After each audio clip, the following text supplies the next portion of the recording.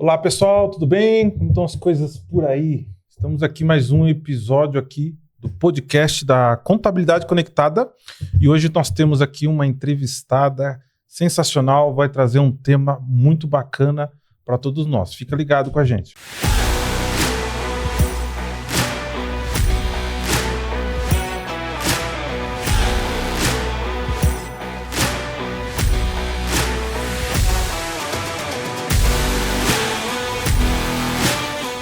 Então, pessoal, estamos aqui com a Cíntia. Tudo bem, Cíntia? Como que você tá?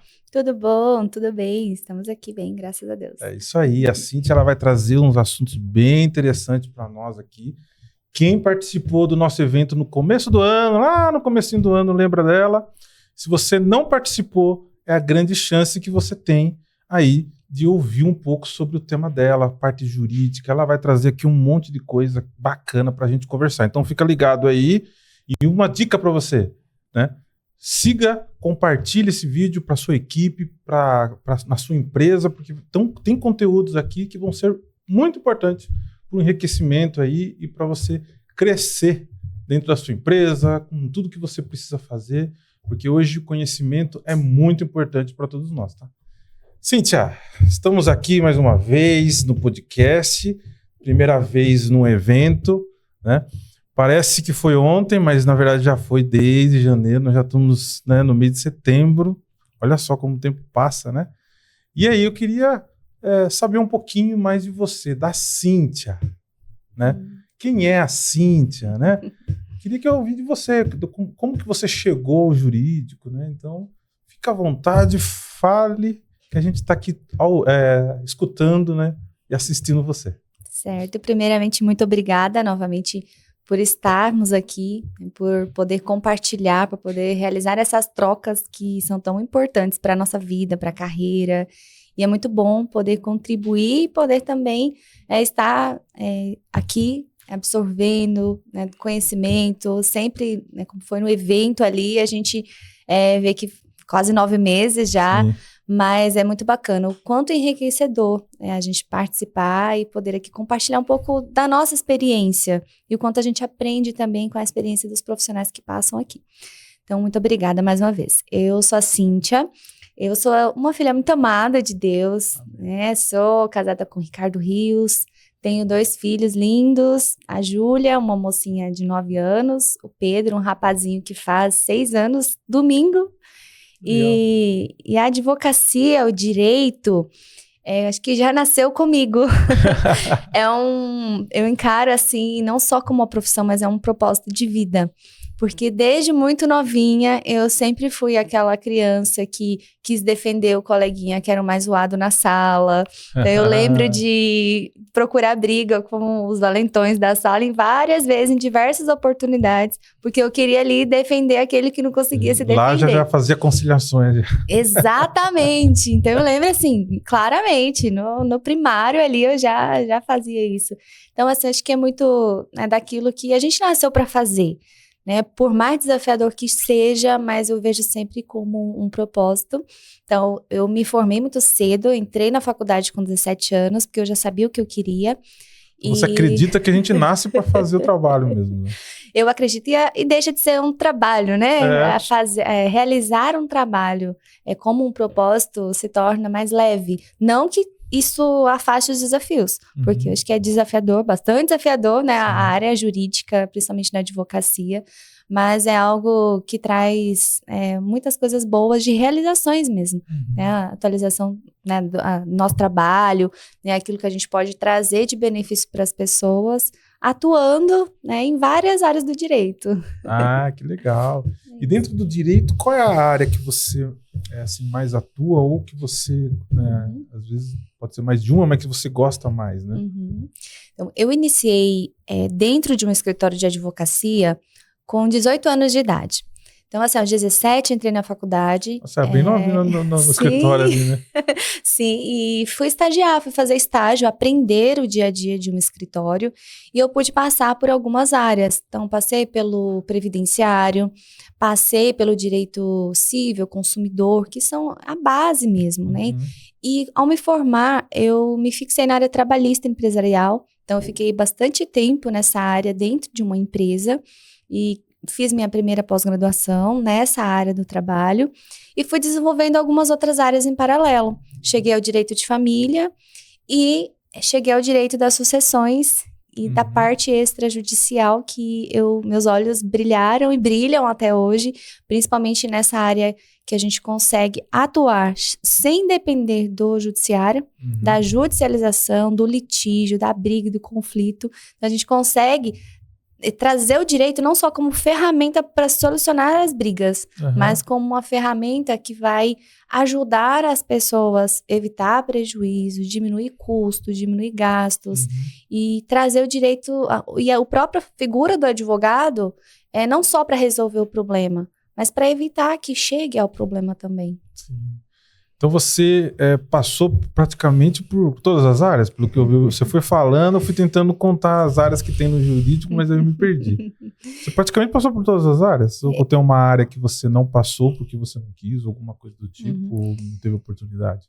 Eu tive a oportunidade de experienciar várias áreas, até mesmo direito penal, que estagiei num escritório que tinha o profissional, fiz ali alguns serviços junto a ele e percebi que não era realmente ali o meu foco e não tenho nem... hoje meus amigos já sabem, não tem, porque tem que ser uma vocação mesmo para uma área do direito tão específica. Já atuei em alguns casos em parceria dentro do direito tributário, societário, mas não é minha especialidade. Porque, Saulo, eu vejo assim, principalmente hoje, nesse mundo globalizado, com infinitas informações, atualizações, as questões que mudam dia a dia, de regras, de legislação, é impossível assim, a gente fazer bem feito de tudo um pouco. Aqui no direito a gente chama de generalista. E eu não só sou advogada, eu sou mãe. Então, como a família para mim ela tem um valor muito grande, muito alto, então eu precisei me moldar durante o tempo, a partir do ano de 2016 que eu me tornei mãe, porque eu precisava fazer o meu papel ali também, que é tão importante, e fazer algumas escolhas nas áreas de atuações, como eu precisei realizar.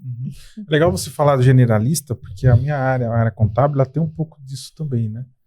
Só que às vezes se confunde um pouco, porque o contador, às vezes, por ele ter o escritório e a forma que hoje o mercado atua com o contador, né? É como se ele faz tudo mesmo dentro do escritório, né? E eu sempre falo, o escritório de contabilidade, a natureza dele é generalista. Qualquer escritório é generalista. E aí é difícil você ver um escritório especialista em alguma coisa, né? Ou ele cria uns departamentos especialistas, ou faz parcerias, né? Mas é difícil. Mas eu vejo alguns colegas que já estão indo para, como o advogado faz, como o médico faz, mas se tornar especialista. Né? Então você sai daquele ambiente generalista e se torna especialista, né? E é muito legal porque você realmente dá foco, né? Você consegue realmente dar foco, né? E construir, né? Um histórico ali, né? O generalista também é bom, eu falo para todo mundo. O clínico geral resolve muita coisa, né? E eu gosto de ser generalista, por exemplo. Eu me considero um generalista. Mas quando eu preciso de algo mais profundo, eu procuro sempre um especialista. No jurídico é a mesma coisa, né? Exatamente, é a mesma coisa. Principalmente as áreas que envolve, que eu vejo que é tão específica, direito tributário. Então, assim, é difícil você encontrar um tributarista que faz outras áreas. Eu tenho um parceiro tributarista, um parceiro societário, que eu utilizo nessas parcerias dentro do planejamento sucessório, porque é impossível a gente trabalhar sozinho, principalmente hoje, né? Vocês também trabalham com muita legislação e atualizações. Então, é bem complicado a gente conseguir acompanhar todas, porque veio uma reforma, por exemplo, em 2017 para 2018, veio uma reforma dentro da trabalhista. Então, assim, a atualização dentro do direito do trabalho, ela aconteceu e logo em seguida o Michel Temer atualizou o previdenciário. Então, assim, o trabalhista e o previdenciarista logo em seguida precisou reformular. Então, hoje você vê bastante, depois da reforma, um especialista em previdenciário, porque vai trabalhar também com planejamento previdenciário, né, com as carreiras, com aposentadorias específicas, as tabelas que mudaram. Da mesma forma, a gente vai vir um Código Civil novo. Então, assim, nós que atuamos principalmente no direito das sucessões, que são os inventários, também os planejamentos sucessórios vão ser muito impactados, porque vão mudar algumas coisas dentro dos regimes de bem de casamento, vai ser uma atualização. Então, ele está lá para ser votado, ainda não bater o martelo, mas a gente já sabe ali o que vai passar, o que não vai passar. Então, a gente já está buscando. Então, nos nossos congressos do direito, nas nossas conferências, a gente já vai ter bastante atualização, já está tendo desde o ano passado, temas específicos, principalmente dentro do sucessório, porque vai ter uma mudança até dentro dos planejamentos, os pactos antinupciais, eu vou falar mais para frente sobre isso, vai ter mudança dentro do regime de bens, a atuação nossa, né, eu falo nós advogados, nós somos os provocadores, os contadores também, nós somos provocadores de mudanças, porque é a gente que vai ali no judiciário provocar, porque a sociedade, ela vem mudando muito, né? E a gente precisa acompanhar, as regras precisam acompanhar esses novos moldes. Então, vem aí nós provocando e o judiciário mudando com muitas coisas boas, principalmente para nós que trabalhamos no planejamento. Então, a gente vai deixar de ter leis específicas e procedimentos dentro do judiciário para fazer dentro dos cartórios, né? Como, vou dar um exemplo na área de família, os divórcios, eles poderão ser realizados depois dessa reforma, se for isso aprovado, direto no cartório. Mesmo com menores de idade, os inventários, hoje já pode ter um provimento do ano passado, inventários mesmo com incapaz ou menor de idade, eu já consigo fazer direto no cartório, não preciso mais ir para o juiz, só porque tem um menor. Então, esse tipo de detalhe que vai mudando, vai facilitando a vida da pessoa, do cidadão, que não vai depender do judiciário abarrotado e que vai ser muito demorado, e às vezes um custo até maior de tempo e dinheiro. Isso que é legal, né? Quando se especializa, né? Porque aí você vai conhecendo os caminhos, né? Uma pergunta eu vou fazer para você. Você não é de São Paulo, né? Não sou de São Paulo, não. E aí, conta um pouquinho. O que é chegar em São Paulo? Como foi toda essa transição? Acho que o Ricardo também não é, né? Sim, não somos. E aí? Conta um pouquinho pra gente. Nós somos goianos. Eu nasci numa cidade próxima a Rio Verde, bem pequenininha, bem interior. Então, Rio Verde é do sudoeste goiano, nossa capital ali do sudoeste goiano. É uma cidade muito do agronegócio, então plantações de soja, cana-de-açúcar, milho. E é uma região bem agrícola e próxima a Goiânia, 200 e poucos quilômetros de Goiânia. Então, o Ricardo é originário de lá. E para fazer faculdade, estudar, eu fui para lá e encontrei ele lá. Então, vocês conheceram como estudantes? Como estudantes, bem jovens. Nos conhecemos na igreja e aí estamos juntos. Namoro e casamento já vai fazer 19 anos. Já tem um tempo de estrada. Bastante tempo mesmo. Bastante. E como vocês caíram aqui em São Paulo? Aí? E, na verdade, foram oportunidades mesmo de trabalho. Eu já tinha ali um escritório de bairro na cidade e o Ricardo trabalhava numa multinacional. Então, essa multinacional ofereceu uma oportunidade para ele em Belo Horizonte em 2016 e final de 2016 a gente decidiu se mudar para lá. Então, ficamos lá quase 2 anos. Então, o destino não foi direto a São Paulo, teve umas paradas aí, né? Teve as paradas. E foi muito bacana de a gente se mudar para uma cidade como Belo Horizonte. É uma capital, né, com cara de capital, mas com aquele jeitinho mineiro, muito próximo ao nosso jeitinho goiano. E foi uma estadia muito gostosa lá, de muito aprendizado, de muito amadurecimento, que eu pude ter até experiências de trabalho dentro de escritórios muito grandes e prestar um serviço, assim, de capital. Então, foi muito bacana. O crescimento profissional foi um desafio gigantesco, porque eu voltei a trabalhar como associada nessa época, saí do meu escritório, que eu já empreendia, e fui para ser associada. Só que, assim, me renderam parcerias que hoje... O meu parceiro especialista em direito do trabalho para reclamante é o Dr. Leandro. Depois eu vou mandar para ele que eu tô falando do Dr. Leandro. É de BH. Então, é esse colega legal. Que eu trabalhei com ele lá até 2018. Ele também hoje está empreendendo e ele faz toda a parte reclamante para mim do escritório. Então, de lá ele faz aqui. Né, a gente vive fazendo conexão, né? A gente tem que aproveitar ao máximo isso, né? Exatamente. Porque, assim, apesar de, né, eu te falar que a minha especialidade é essa, mas o nosso escritório, ele trabalha... Hoje eu tenho uma parceira em previdenciário, especialista. O Dr. Leandro faz toda a parte reclamante trabalhista. E na parte do planejamento, preciso de um societário tributário, que são os meus parceiros ali ali para fazer os tipos de serviço. E só continuando aí, né? E em 2018, o Ricardo recebeu uma nova proposta para cuidar de contas nacionais e para isso ele precisaria vir para trabalhar no escritório da empresa lá na Berrini, em São Paulo. E aí os colegas de trabalho ali falaram, não, vai para Jundiaí, porque daqui na Berrini você vai gastar o que você gastaria do ABC para lá, de tempo. E naquela época a gente veio e estamos aqui até hoje. Desde 2018, então. 2018. Estamos aqui. O Pedro, nosso pequenininho, nasceu em 2019. Então ele é jundiaense. Ele é jundiaense. Ele fala com todo orgulho que ele é o jundiaense da casa. E é legal, porque assim, tem muita migração em Jundiaí, né? Então eu lembro uma época que eu trabalhava em empresa e tinha muita gente de São Paulo morando aqui em Jundiaí, né? Aí eu fui para o escritório, ficava em Alphaville, né?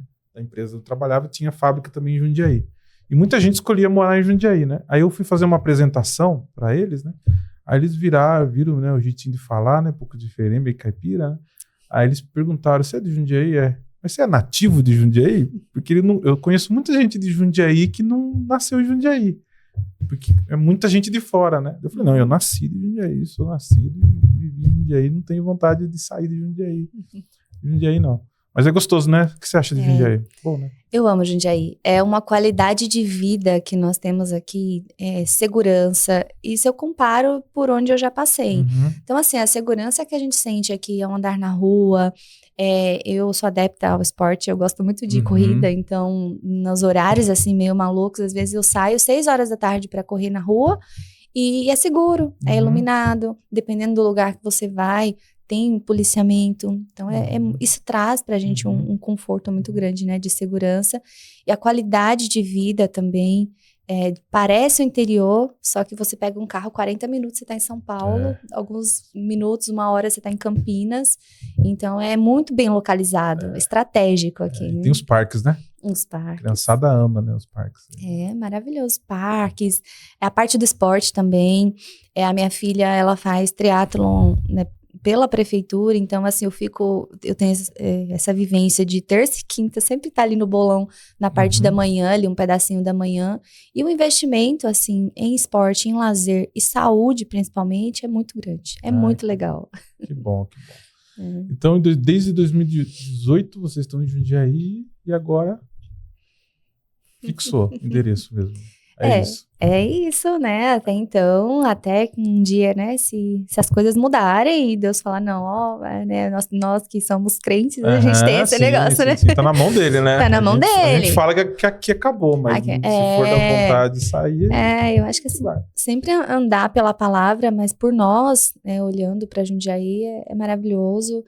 Dentro da área da advocacia, pra atuação, acho assim, claro que tudo tem seu desafio, né? Porque é um interior, é uma cidade, a gente brinca entre nós que é uma cidade bairrista, é uma cidade um pouco fechada, mas tem um acolhimento gostoso. Eu não posso reclamar, porque eu sou um pouco ativista, assim, então eu gosto de fazer algumas coisas. Então eu me enfiei lá na UAB, hoje eu trabalho, desde a outra gestão, eu trabalhei dentro das comissões, hoje eu atuo na parte de direito de família e sucessório na Jovem Advocacia. Então, a gente tem um trabalho legal para quem está chegando na profissão. Então, isso é bacana, porque a gente não é fácil, né, quando está começando, né? A gente se organizar, entender onde a gente está pisando, né? É isso. As conexões certas, né? É isso. E dentro do direito, a parte do network é muito importante. É essencial. Só que a parte prática de quem está chegando ali, a prática do direito é muito diferente da teoria lá do banco da faculdade. Então, assim, a gente tem grupos dentro da Jovem Advocacia para que eles cheguem nesses grupos, mandem as dúvidas. Então, nós temos ali a equipe que faz o plantão de dúvidas, né? Temos uns projetos de estudo de caso. Então, isso é bacana porque vai cumprindo também, né, o propósito de você compartilhar. Porque eu acho assim que a vida precisa ser você fazer algo, né, e crescer, e também vai transbordar em alguém, porque quando a gente não estiver mais aqui, tem um legado, né? Sim, tem um legado para deixar. E sempre tem algo ao que se aprender, né, e vice-versa, ensinar e aprender nessa troca. E eu sempre fui muito ativista, então eu gosto dessas coisas. Eu faço parte do IBDFAM, que é o Instituto Brasileiro de Direito de Família, das Famílias e Sucessões. É um instituto nacional. mas nós temos um núcleo em Jundiaí. Então, assim, esse núcleo é para estudos de casos dentro da área do direito. Nós vamos fazer um congresso, uma conferência agora dia 12. Então, a gente traz palestrantes, faz essa conferência, um movimento também para trazer os outros advogados, os profissionais de direito. Não, mas é muito interessante mesmo essa parte de eventos, de fazer...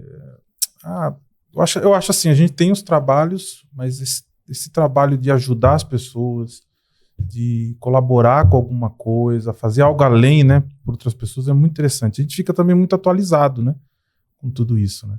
Eu mesmo gosto muito de, quando eu faço meu trabalho de contabilidade, mas sempre pensando em fazer algo diferente, pensando nas pessoas mesmo, né, como a gente...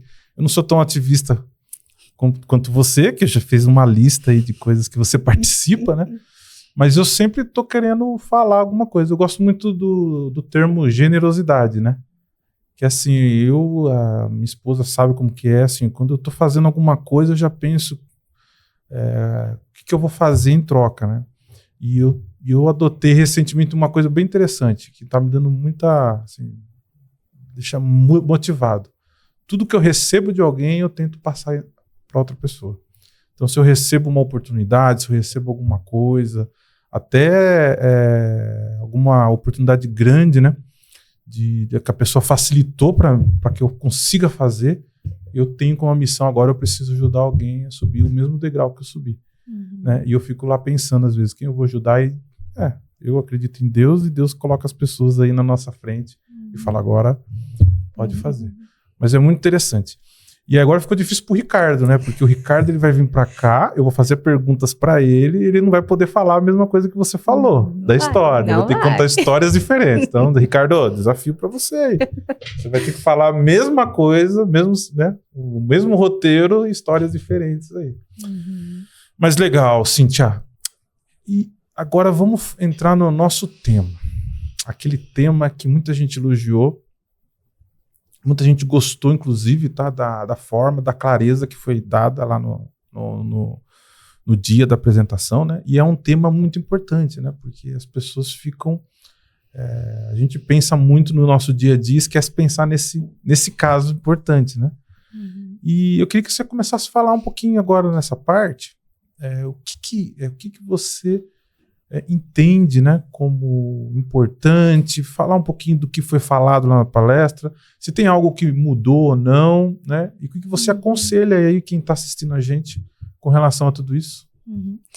O tema planejamento patrimonial sucessório, ele tomou grande forma e vem tomando até, vem atualizando e se aperfeiçoando, né, com as ferramentas, atualizações jurídicas, após a pandemia, né? Porque realmente tivemos um boom de muita coisa, um boom tecnológico, um boom de desafios e inclusive falecimentos.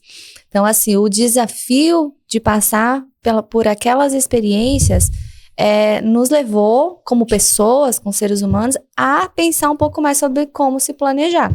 Então, hoje a gente tem aí o planejamento dentro, como eu já falei, previdenciário.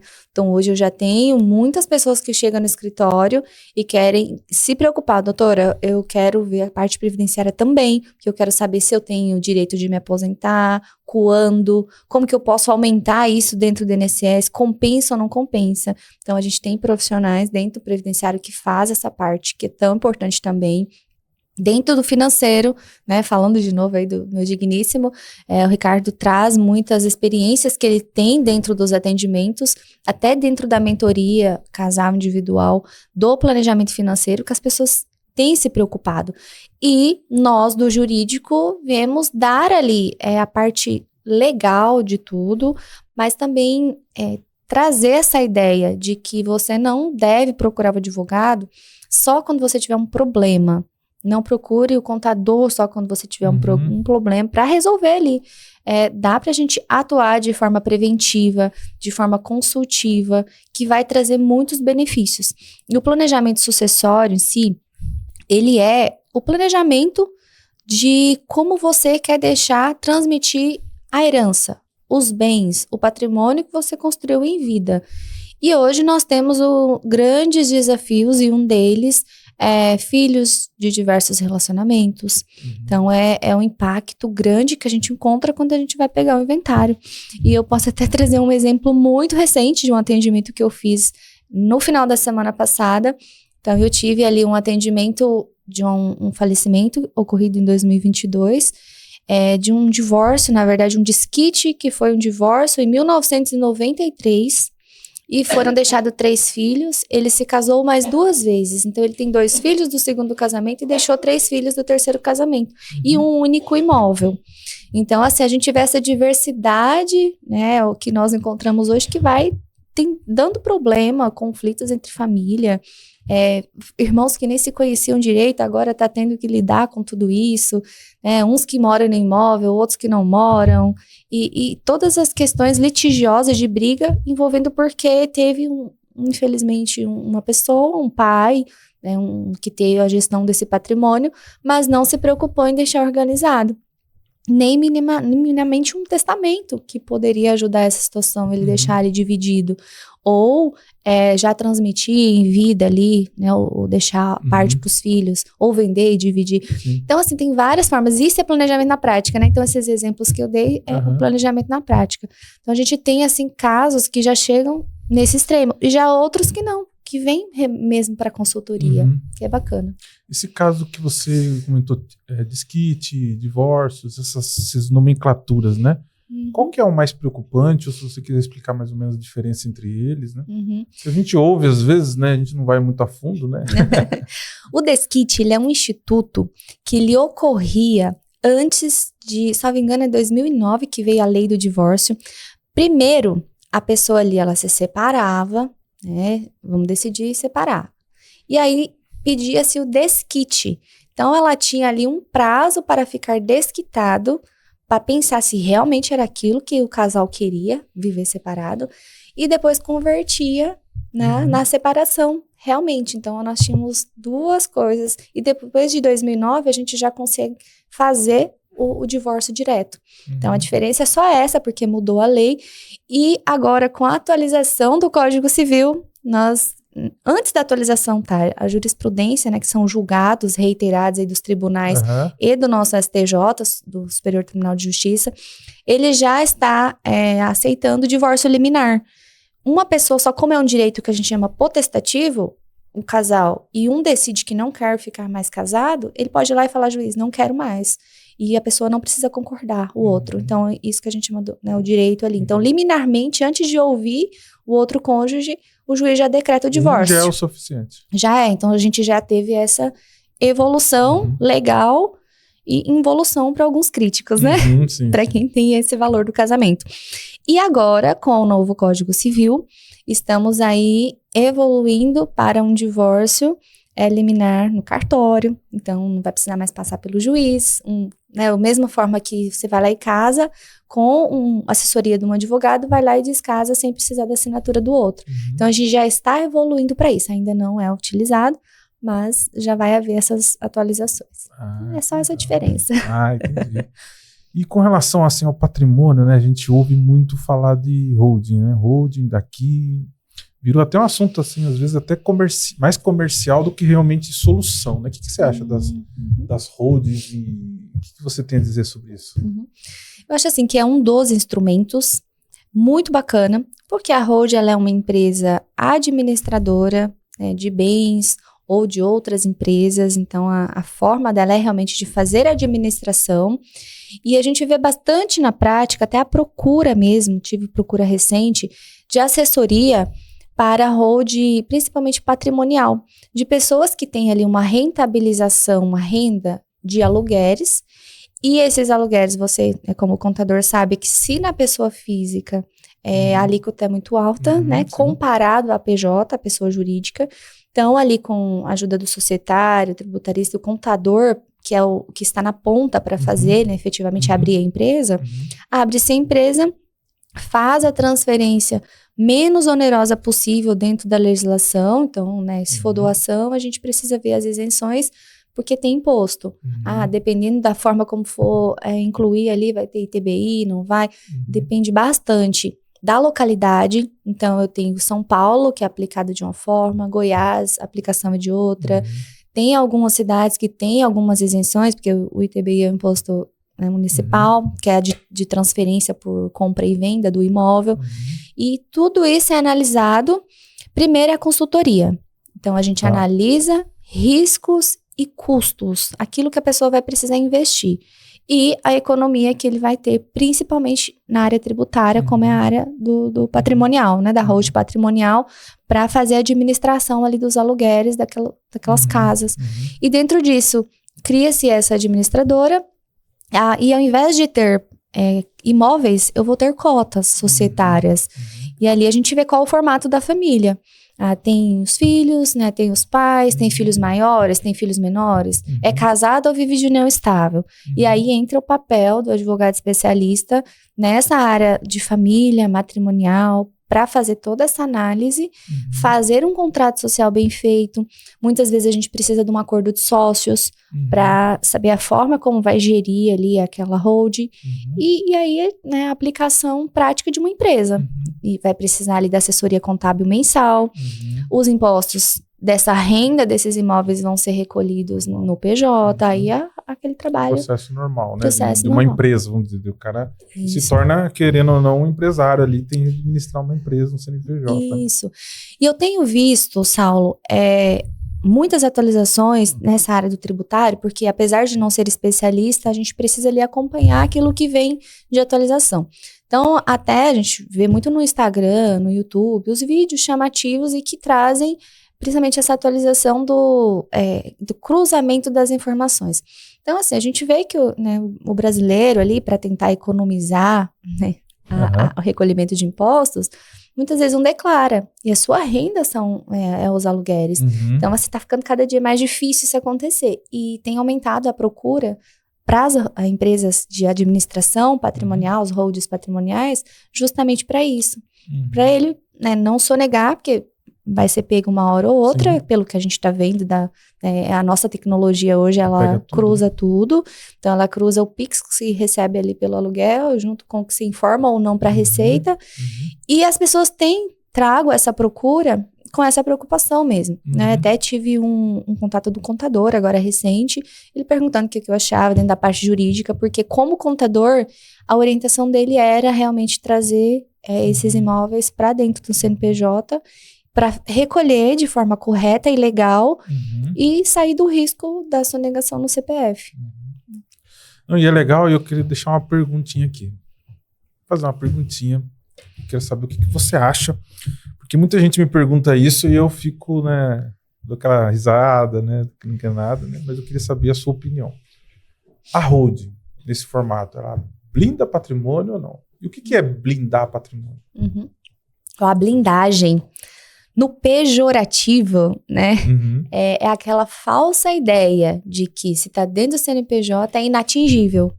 Então, as pessoas acham, né, que vou blindar. Não, eu tô devendo ali para o banco, vou jogar dentro do CNPJ, tô com execução em aberto e vai blindar, vai proteger meu patrimônio. E isso é relativo, não é absoluto. E já imaginou? Acontece ali um divórcio dentro de pessoas que estão dentro da holding. E aí? Né? E eu tenho um professor, ele fala bastante a respeito disso, porque ele faz muitas críticas, ele é processualista civil e empresarial, e ele faz bastante críticas, ele fala, gente, como as pessoas vendem na mídia essa questão da holding, já se preparem, porque se der um BO, né, ele fala assim, se der um problema ali, que seja um falecimento, um litígio dentro da família, um divórcio, algo mal resolvido, vai ser destrinchado tudo o que foi feito. Então, se um cônjuge ali foi lesado, ou um menor de idade, principalmente, ou incapaz, né, que pode ser um maior de idade, mas que tem algum tipo de incapacidade, seja ela, né, mental, ali, para a vida civil, ele é considerado incapaz.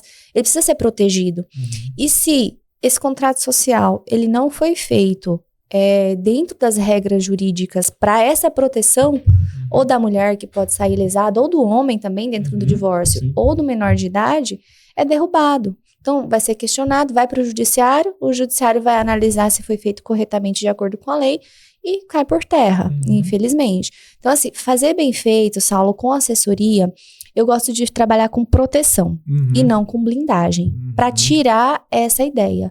Porque dentro da lei de execução fiscal, né, a gente sabe que se a pessoa tem uma execução fiscal em aberto, uma execução de banco, uma execução de contrato, se ela transfere um patrimônio, seja por doação, seja por compra e venda, pode ser considerado fraude de execução. E, infelizmente, o terceiro que foi recebedor desse imóvel, ele vai perder. Muitas vezes o juiz fala, não, devolve aí, porque foi uma fraude, foi uma ilegalidade na transferência. E o nosso papel de consultoria precisa ser assim. Né? Eu tenho aí os clientes, inclusive pessoas próximas, né, que pode falar que eu faço a pesquisa, eu faço mesmo. Porque eu falo, gente, o trabalho do consultor aqui não é só ir lá e fazer um instrumento da doação, por exemplo, né? Os pais vão transferir para os filhos, ou para irmãos, ou para outras pessoas, que eu preciso analisar esse recebedor. Como é que tá a vida dele? Então, eu olho se tem processo judicial, eu olho se tem, principalmente, coisas ajuizadas que vai prejudicar aquele imóvel. Porque assim, se o donatário, que é quem recebe a doação, tiver ali uma execução em aberto, uma condenação, na pesquisa que o juiz mandar fazer lá no processo, vai aparecer imóvel, esse imóvel que ele recebeu no CPF dele, porque as informações são cruzadas, e vai penhorar a parte dele lá. Vai penhorar o pedacinho. Então, aquele imóvel que os pais doaram para a pessoa tem o risco de sofrer a penhora. E da fraude de execução da mesma forma. Às vezes a pessoa vende ou a pessoa doa, mas ela tem uma execução aqui.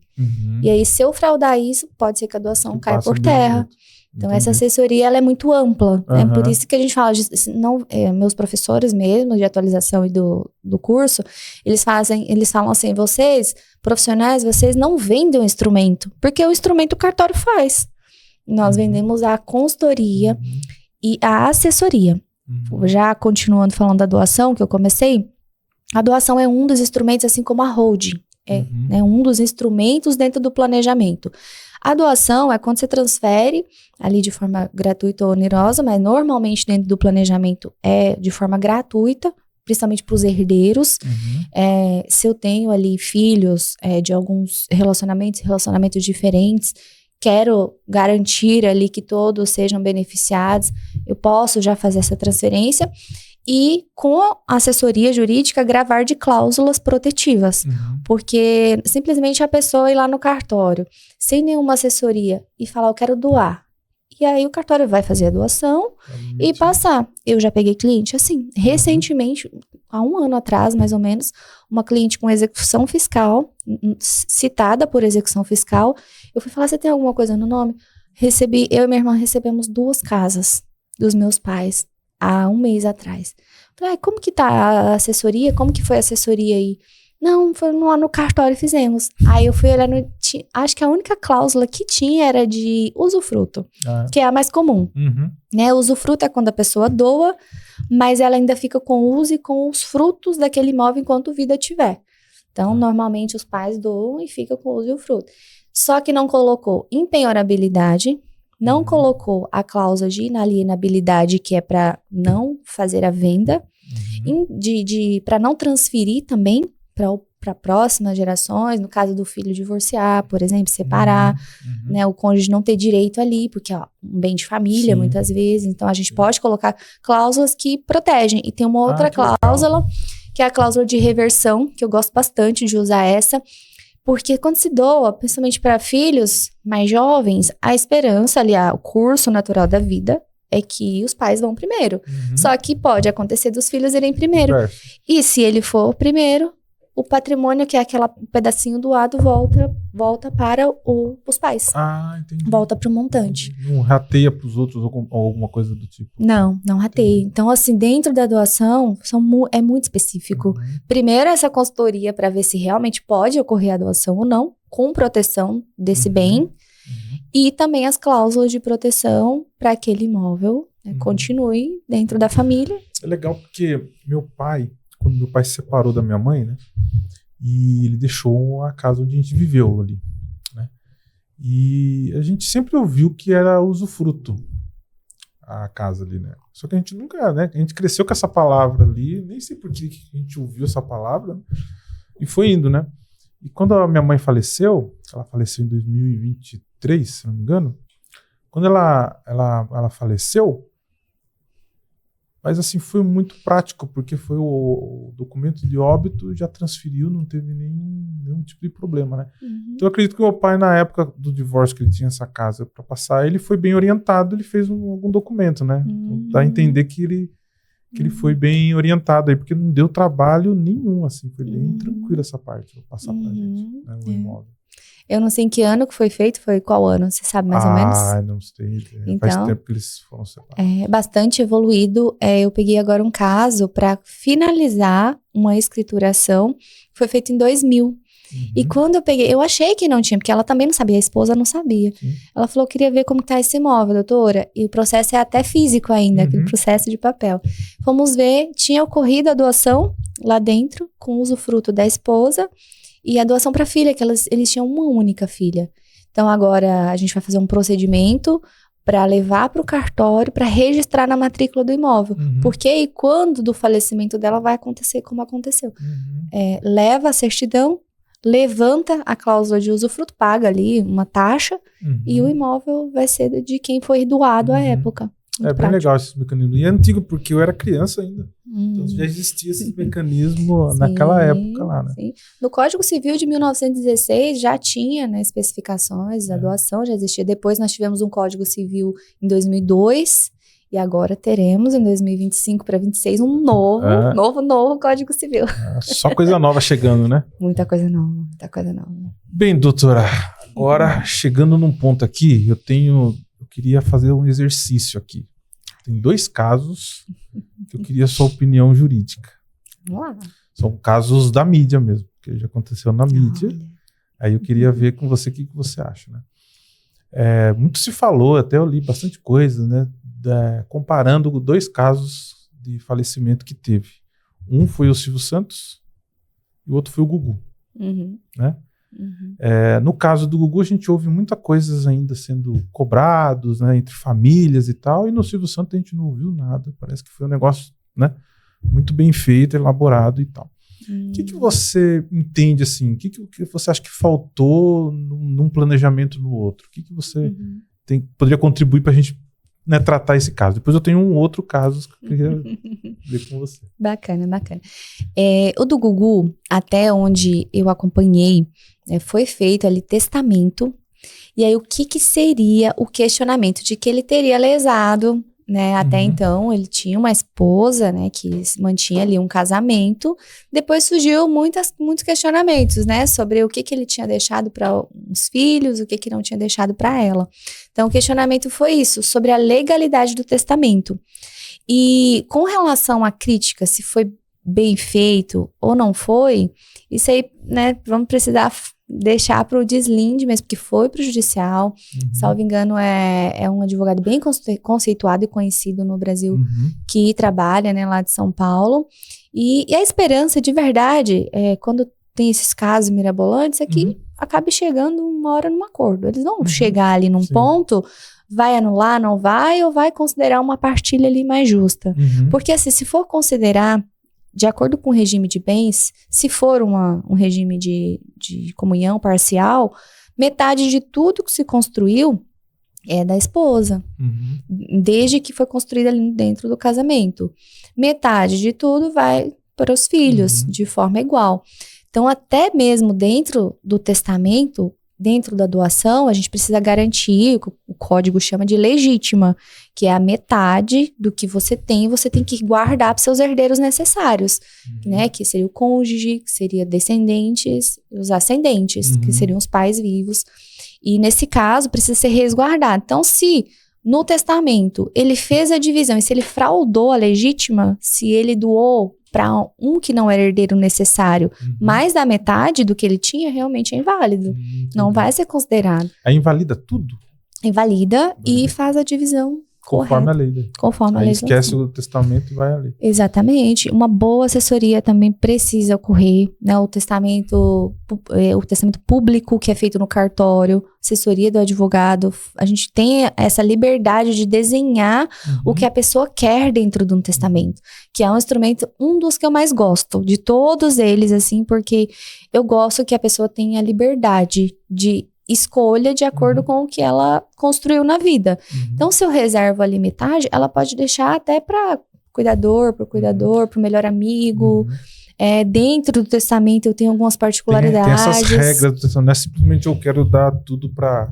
A gente vê em filme, né? Todo o dinheiro foi pro jardineiro, né? Não tem essa. Não tem. Se eu tenho herdeiros necessários, que são esses protegidos, né? Nessa linha reta. Linha colateral, cônjuge ou companheiro, que se equipara, marido, mulher ou companheiro de união estável. E para baixo, eu penso nos filhos, que são os meus descendentes, e acima se eu tenho ascendentes. Agora, se eu não tenho ninguém desses, aí eu não vou ter herdeiros necessários, então eu posso deixar para quem eu quiser. Mas se eu tenho, preciso me preocupar com metade. Vender, eu posso vender. Enquanto sanidade mental e capacidade civil, posso vender para quem eu quiser, não deixar também nada para ninguém, né? Ninguém é obrigado. Mas desde que eu queira deixar, eu preciso fazer já um planejamento respeitando esses 50%. E doar também.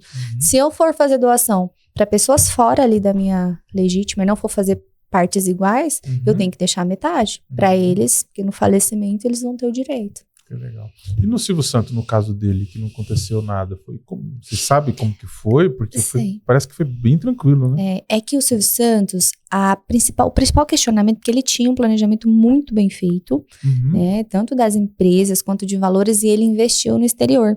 Então, ele tinha ali, salvo engano, era offshores, era coisas, dinheiro lá fora. Então, o que foi a briga? Foi com o Estado. Porque é óbvio que o Estado queria ali, né, o Estado de São Paulo, seus 4% do ITCMD, que é o imposto. Tanto no inventário quanto na doação, eu vou ter o imposto de transmissão, doação ou causa-mortes, né, ITCMD. Então, é claro que o Estado queria um pedacinho. Só que nós não temos, né, na época a gente não tinha uma lei complementar que regulava o recolhimento desse imposto para o Estado. Então, existe o Código Tributário, só que lá especifica que eu preciso ter leis complementares estaduais que vão regulamentar coisas muito específicas. E na época, até então, não tinha. Então, o Estado... Né, perdeu essa... alguns milhões. Coisa, né? É isso. E eu tenho um caso aqui que eu... pesquisando muito, eu gosto muito de assistir... Eu cresci assistindo Chaves. Conhece? Sim. E tem o X-Pirito, que é o personagem principal ali, né? E eu lendo um pouco ele teve o segundo casamento dele, né? Uma Dona Florinda, que era atriz ali, né? E ele não quis ter filhos com ela porque ele disse que não queria ter briga no futuro com os filhos, porque ele tinha 6 filhos, né? Com o primeiro casamento, né? E ele não queria ter brigas e tal. Então eu não sei o mérito, lógico que a gente nunca vai saber por que, o motivo e tal, mas, por exemplo, um caso parecido com esse. Existe uma forma segura de eu ter filho no segundo casamento sem prejudicar os filhos do primeiro casamento? Tem sim. Assim que eu falo, planejamento, ele é personalizado. Ele precisa ser personalizado. Não adianta eu chegar e falar assim, todo mundo vamos fazer hold. Porque, às vezes, hold não vai caber para todo mundo. Doação para todo mundo, não. Testamento para todos também, não. Então, assim, às vezes, dentro de uma família, eu consigo aplicar alguns tipos de instrumentos, né? Um testamento aqui, uma doação ali. Eu tenho um caso que eu participo assim de fora, eu acompanho porque é de amigos pessoais, outros profissionais trabalham, mas eu sei porque o amigo pessoal é aquela pessoa que o amigo consulta, né? Então eu tenho acesso ao processo. Não é um processo meu, mas aconteceu, ele teve 3 relacionamentos. Então, ele tem 7 filhos hoje. Então, ele tem filhos do primeiro, do segundo e do terceiro. Muito patrimônio. Muita dívida, mas muito patrimônio também. E, nesse caso, né, como você falou da opção, o meu caso concreto aqui, ele fez um testamento à época, deixando parte daquilo que ele construiu enquanto estava com a mãe deles, para eles. Então, ele já direcionou ali. Então, ele usou um testamento. E eu acho que ele poderia ter utilizado um segundo, né, testamento para beneficiar o do segundo casamento. Uma doação em vida, principalmente ali para quem ficou. Ele deixou um filho menor de idade, nesse caso. Já fazer algumas transferências em vida e deixar um testamento sobre a vontade dele. Para a última esposa, ele não teve filho.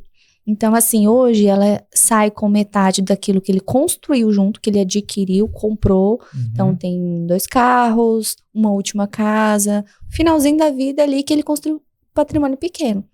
Então, ela tem direito a isso. E aquilo que não estava no testamento garantido ali, ela concorre com o 7. Então, assim, se eu tenho 7 filhos, ela é a 8ª. Hoje ela é concorrente. Ainda, gente, porque no Código Civil isso vai mudar, infelizmente. Né? Esse daí que você tá comentando, Dudu, né? Ela vai deixar de ser concorrente. Infelizmente. Mas é uma crítica minha, tá, pessoal? Depois eu explico sobre isso. Então, nesse caso dele, poderia ter filhos com a segunda mulher, sim.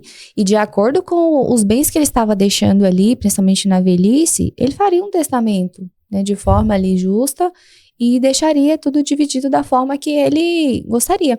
Dentro do testamento, né, essa pessoa ali, eu já tive uma procura de uma pessoa um pouco mais velha que eu, então mais ou menos, eu tenho 35 hoje, então ele deve ter uns 38 anos, e era só ele e a esposa na época. Então ele falou, Cíntia, eu gostaria de fazer um testamento, porque a gente viaja muito e tal, e se nós dois morrermos hoje, o meu patrimônio, ele vai para os meus irmãos, porque eu não tenho nem pai nem mãe. Ele já sabia disso. Mas tem um irmão que, não quero, porque tem algumas questões, né, com ele e eu não gostaria. A gente não tem afinidade. Então, eu não gostaria que ele recebesse a metade dos meus bens. Porque metade que era da esposa vai para os pais dela, nesse caso, né? Não tinha filhos. Metade do que era dele vai para os irmãos dele. Então, eu falei, isso é um testamento, vou beneficiar as 2 irmãs ali, porque eu não tenho herdeiro necessário, nesse caso, e ficaria para ela a metade dele, tranquilamente, não é legal. Então, no caso dos irmãos, dá pra fazer o testamento e mexer conforme você quer. Que não são necessários, né? É cônjuge, descendente e o ascendente. Que legal, hein, gente? Vocês estão vendo, gente? Uma aula aqui fenomenal. Agora, pra gente encerrar, infelizmente tá chegando ao fim. Dá pra gente conversar aqui horas, né? Que eu já vi. Mas assim, a gente falou muita coisa boa de bens, né? Vamos dividir bens, vamos passar. E agora, pra gente fechar. E quando tem dívidas? Tem também herança de dívidas? Como que funciona isso? Qual o momento que você realmente tem que passa a dívida para a geração? Hoje a gente não fala assim, de forma genérica herança de dívida, porque quem herda, entre aspas, a dívida é o espólio. Então, assim, se o falecido deixou dívidas, quem vai pagar vai ser os bens que ele deixar. Então, assim, pagou todas as dívidas ali, sobrou, divide para os herdeiros. Não sobrou, né, as dívidas morrem ali. Né? No geral, é mais ou menos isso. Então, a gente não tem transferência de dívida. Tanto que nós temos hoje um inventário negativo, que é quem protege, principalmente os herdeiros, das dívidas, porque às vezes o credor vem e coloca o espólio e tudo mais para tentar receber. Então, se o espólio tem bens, se existe uma reunião de bens mesmo, vai recair sobre os bens até o seu limite. Se não, não vai para os herdeiros. O espólio é o bem.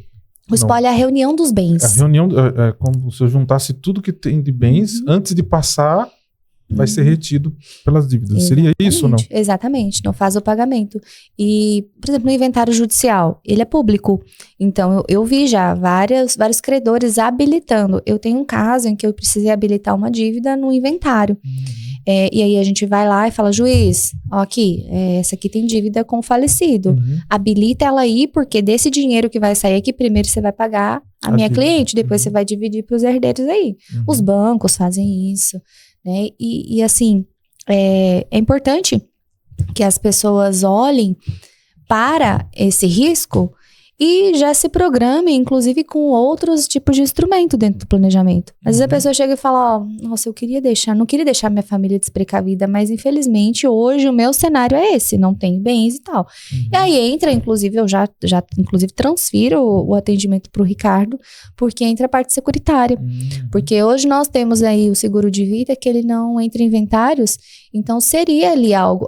Como eu e ele, nós temos 2 filhos menores de idade e que têm uma expectativa de vida maior que a nossa e de estudar, de fazer faculdade. Então, hoje, o meu seguro de vida, o que é a minha preocupação? Se eu morrer hoje, eu quero que fique ali uma reserva financeira administrada, né, pelo Ricardo, que seria ali o pessoa que eu deixei responsável para administrar os bens para eles.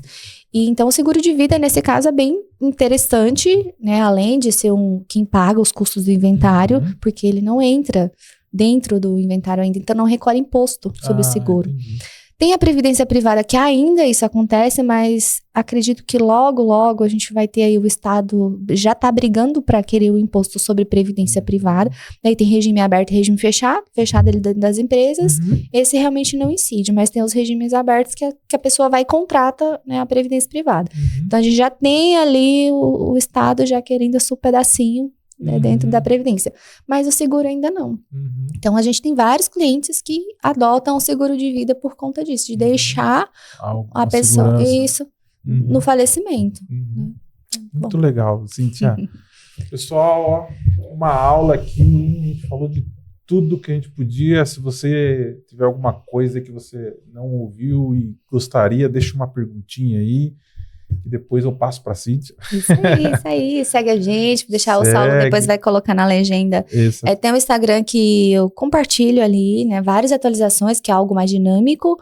Tem também o contato do WhatsApp comercial, né, se precisarem de algo também. E o site, que lá a gente vai alimentando ali com as informações. Isso aí, gente. Você precisa de profissional para esse tipo de coisa. O recado é que ela deixou, não deixa para a última hora, né? Faz a consultoria, não deixa para a última hora. Cíntia, para a gente ir nesse encerramento, olha para essa câmera aqui, ó, né? Deixa um recado, aquele conselho, sabe aquele conselho amigo, né? Não é nem de profissional, conselho amigo. Que conselho você daria para quem está assistindo a gente, ficou aqui até o fim, ouvindo aqui nossa conversa? Eu sempre gosto de finalizar assim com a frase, até que tem num livro que eu participei como coautora do Evolução Financeira, depois também posso deixar o link aí. Que lá eu friso muito que quem planeja, ele tem um futuro e não tem somente um destino. E isso é amplo, é para a vida, né? Tanto na área financeira, patrimonial, então, e sucessória empresarial também, que é algo que a gente não entrou a fundo aqui, mas é um assunto muito importante. Então, como você quer deixar a sua empresa, essa transferência daquilo que você criou, principalmente empresa familiar?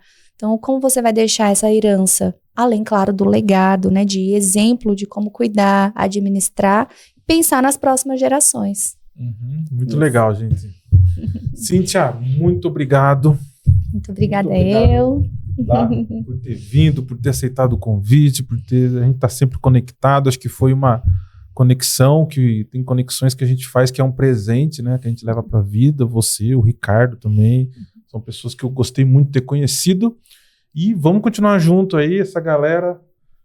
Segue ela, vou deixar lá o contato dela, segue ela, faz pergunta. A gente gosta, né? Muito, né? bastante. A gente gosta mesmo dessas coisas aí, tá, gente? É isso.